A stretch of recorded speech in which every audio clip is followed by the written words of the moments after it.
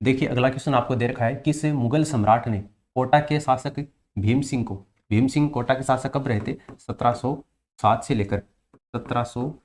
से लेकर 1720 तक भीम सिंह कोटा के शासक रहे थे। तो भीम सिंह को पुरस्कार स्वरूप शेरगढ़ का किला प्रदान किया था कौन से मुगल सम्राट ने? तो देखिए फर्रुखशियार ने प्रदान किया था। फर्रुखशियार को राजगद्दी पर बिठाने के लिए जो आपके सैयद बंधु हैं, सैयद बंधु, इन सैयद बंधुओं की सहायता की थी। किसने की थी? कोटा के महाराव भीम सिंह के द्वारा सैयद बंधुओं की सहायता की गई थी। इसलिए भीम सिंह को 5000 का मनसब दिया गया था। किसके द्वारा?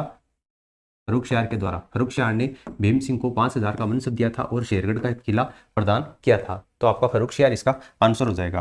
फिर देखिए अगला क्वेश्चन है, चौखेलाव महल राजस्थान के किस किले में अवस्थित है? चौखेलाव महल। चौखेलाव महल वर्तमान में एक रेस्टोरेंट के रूप में संचालित है। वर्तमान में एक प्रसिद्ध रेस्टोरेंट है। कौन से दुर्ग में है ये आपको बताना है। तो देखिए आपका ये जोधपुर का दुर्ग है। जोधपुर के दुर्ग में चौखेलाव महल है। जोधपुर दुर्ग को ही अपन किस नाम से जानते हैं?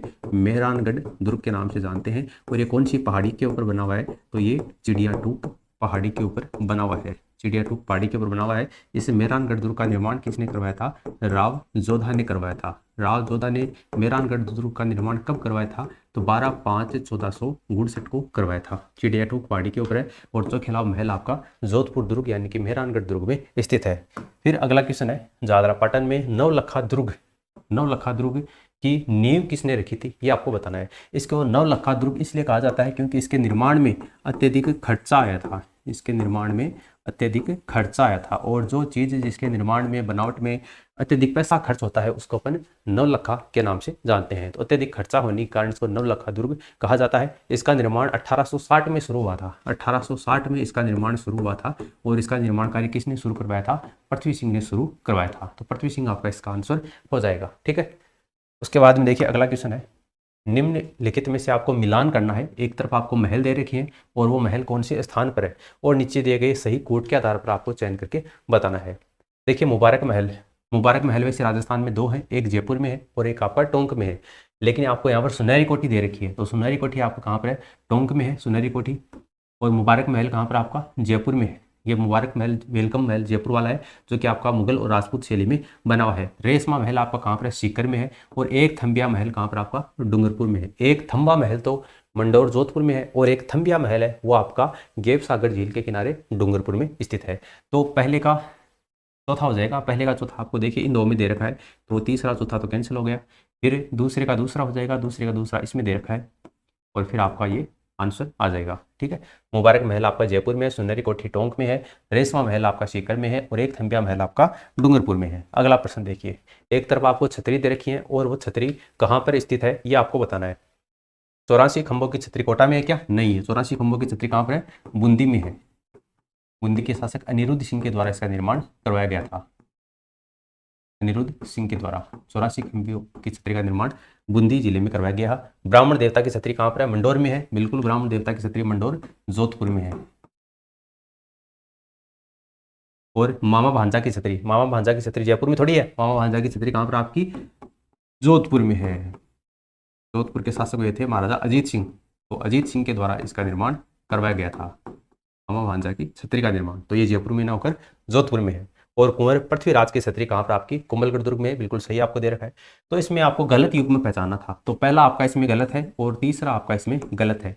तो पहला और तीसरा आपको दूसरे ऑप्शन में दे रखा है, ये इसका आंसर हो जाएगा। ये वन रक्षक एग्जाम 2020 में आपको पूछा गया था। बारडोली कोटा के शिव मंदिर, बारडोली कोटा के जो शिव मंदिर है इसका निर्माण किसने करवाया है? तोरमान शासक ने या भोज परमार ने, मिहिर कुल ने या भोज प्रतिहार ने?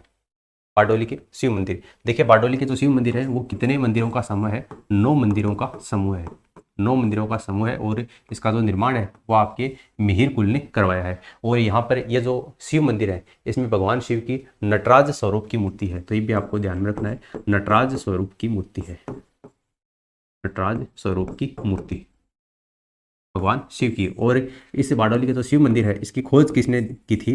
तो इसकी खोज कर्नल जेम्स टोड के द्वारा की गई थी। कर्नल जेम्स टोड के द्वारा 1921 में इस बारडोली के शिव मंदिर की खोज करने का कार्य किया गया था। तो ये मिहिर कुल ने इसका निर्माण करवाया था।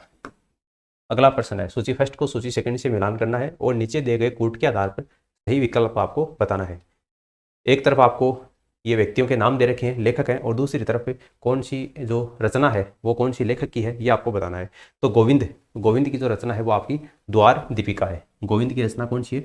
द्वार दीपिका है। तो पहले का दूसरा आपको एक में दे रखा है, बाकी में दे नहीं रखा है, तो यहीं से आपका आंसर आ जाएगा। उसके बाद देखिए नाथा, तो नाथा की आपकी वास्तु मंजरी है, नाथा की वास्तु मंजरी है, और कुंभा की आपकी संगीत राज है ही। उसके बाद में मंडन की है देवमूर्ति प्रकरण। तो गोविंद की हो गई द्वार दीपिका, नाथा की हो गई वास्तु मंजरी, मंडन की हो गई देवमूर्ति प्रकरण, और कुंभा की हो गई संगीत राज आपका 5 भागों में विभाजित है। कुंभा के द्वारा इसकी रचना की गई है। फिर देखिए अगला क्वेश्चन है, मलिक शाही की मस्जिद कहाँ पर स्थित है? देखिए मलिक शाही की मस्जिद का निर्माण किसने करवाया था? अलाउद्दीन खिलजी ने, अलाउद्दीन खिलजी ने मलिक शाही की मस्जिद का निर्माण करवाया था। और कहाँ पर इसका निर्माण करवाया था? तो राजस्थान के जालोर में, जालोर का जो दुर्ग है वहाँ पर मलिक शाह की मस्जिद का, मलिक शाह की दरगाह का निर्माण करवाया गया है अलाउद्दीन खिलजी के द्वारा। अगला क्वेश्चन है, जोधपुर का महामंदिर उपासना स्थल है। जोधपुर का जो महामंदिर है, जो कि जोधपुर के महाराजा मानसिंह के द्वारा इसका निर्माण करवाया गया था। जोधपुर के महाराजा भी हैं मानसिंह, तो मानसिंह ने इसका निर्माण करवाया था। कौन से संप्रदाय का ये उपासना स्थल है ये आपको बताना है। ये जो जोधपुर का महामंदिर है इसके अंतर्गत जालंधर नाथ की मूर्ति है। अगर आपको पूछा जाए कि किसकी मूर्ति की पूजा होती है, तो यहाँ पर ये जो मंदिर है वो जालंधर नाथ का है। जालंधर नाथ का है, इसका मतलब ये कौन सी संप्रदाय का है? नाथ संप्रदाय से संबंधित है। और ये जो मंदिर है ये 84 खंभों के ऊपर ये टिका हुआ है, तो 84 खंभों का मंदिर भी अपन इसको कहते हैं। और 84 योगासन, जो योग करने के जो आसन है वो इसके गर्भगृह में 84 योग आसनों के चित्र बने हुए हैं जोधपुर के महामंदिर में, जो कि आपका नाथ संप्रदाय का उपासना स्थल है। जोधपुर के महाराजा मानसिंह के द्वारा इसका निर्माण कार्य करवाया गया था, और यह जालंधर नाथ जी का मंदिर है। फिर देखिए अगला क्वेश्चन है, दादू पंथ की प्रमुख पीठ कहाँ पर है? दादू पंथ की प्रमुख पीठ कहाँ पर है? देखिए दादू पंथ का जो सत्संग स्थल है, दादू पंथ का जो सत्संग स्थल है जहाँ पर सत्संग करते हैं उसको किस नाम से जानते हैं? अलख दरीबा के नाम से जानते हैं, अलख दरीबा। और जो दादू जी हैं उन्होंने अपने विचार अभिव्यक्त करने के लिए किन का उपयोग किया है? दोहों का उपयोग किया है। या फिर अपन यूज कह सकते हैं कि दादू जी ने अपने जो विचार हैं वो कविताओं के माध्यम से अभिव्यक्त किए हैं, और उनमें मुख्य रूप से आपका दादू जी की वाणी है, दादू जी का दोहा है, इनमें मुख्य रूप से दादू जी के विचार हैं जो अभिव्यक्त होते हैं। इनका जो सत्संग स्थल है वो अलख दरीबा कहलाता है, और इनकी जो पीठ है वो आपकी नरेना में है। इसको नरेना भी आ सकता है आपको, या फिर एग्जाम में नारायणा भी देख करने को मिल सकता है। और ये कहाँ पर आपका? जयपुर में है। ठीक है, तो यहाँ पर मुख्य पीठ है वो आपकी कौन सी है? नरेना में है।